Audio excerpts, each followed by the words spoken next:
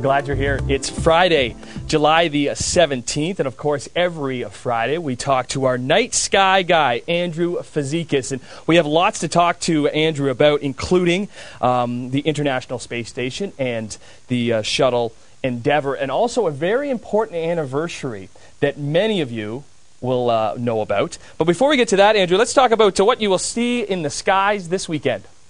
That's right. We've got a busy lineup here, Tim. First off, this weekend, early bird risers. If you manage to get up at dawn, you'll be greeted by quite a sight. If you look towards the eastern horizon, and we set up our picture now to, as if you were looking towards the east, just before sunrise at dawn, you'll see a beautiful crescent moon, a waning crescent moon, halfway up the sky, and just to the lower right, you'll see a pink-colored faint star. That's in fact Mars, and it's 200 million kilometers away. Now, just underneath that, closer to the horizon, you'll see a very, very bright white star. That, in fact, is planet Venus, and to the right is Aldebaran, which is 65 light years away. So you got this wonderful grouping of stars, planets, and moons. Now, if we jump to Sunday morning, the moon will have switched and has gone closer to the horizon, is even thinner, razor-sharp crescent, and it'll be just to the left of Venus. And so it'll make just a beautiful lineup with the moon, Venus, and the star Aldebaran, a really beautiful sight in the morning sky. Now, that's for early bird risers, but if you want more civilized stargazing, right, that's in the after dinner. Why not take a look for the space station? The space station is highly visible, is making a lot of passes in the overhead skies. You don't need telescopes or binoculars. It's visible with the naked eye. It looks like a star, a very bright star that's gliding through the overhead skies. Takes only 2-3 minutes, so you got to be quick. And you can see it even within city limits. It's the brightest star-like object in the sky, and it glides across. It's traveling at 29,000 kilometers per hour. And think about it. We've got two Canadians up there right now, Julie Payette and Bob Thursk. So it's pretty neat. And if you want to know when and where to see it, I'll have all that information on my website. Very cool. Let's talk about the International Space Station and Endeavour, because they connected, I think, today, wasn't it, Andrew? That's right. Earlier today, they made a historic connection.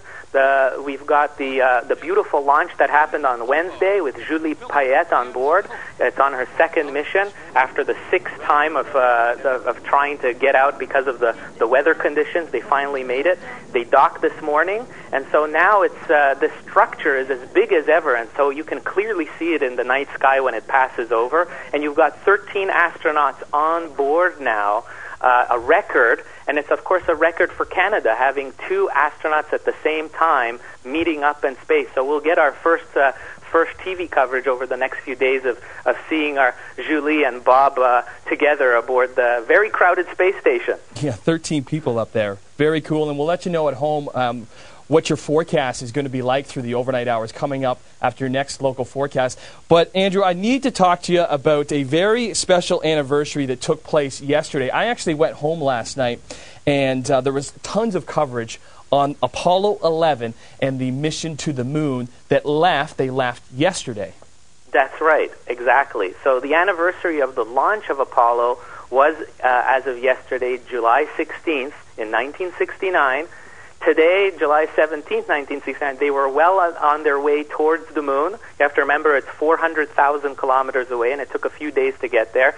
And on Monday, July 20th, we'll be celebrating the actual landing of the Apollo module on the surface of the moon when Neil Armstrong stepped out and made that historic, small step for man, saying there. And what's cool is for the anniversary, NASA released brand new pictures just this afternoon of the Apollo landing sites. And you can see the arrow is showing you the actual descent module that was left behind with the shadow trailing behind.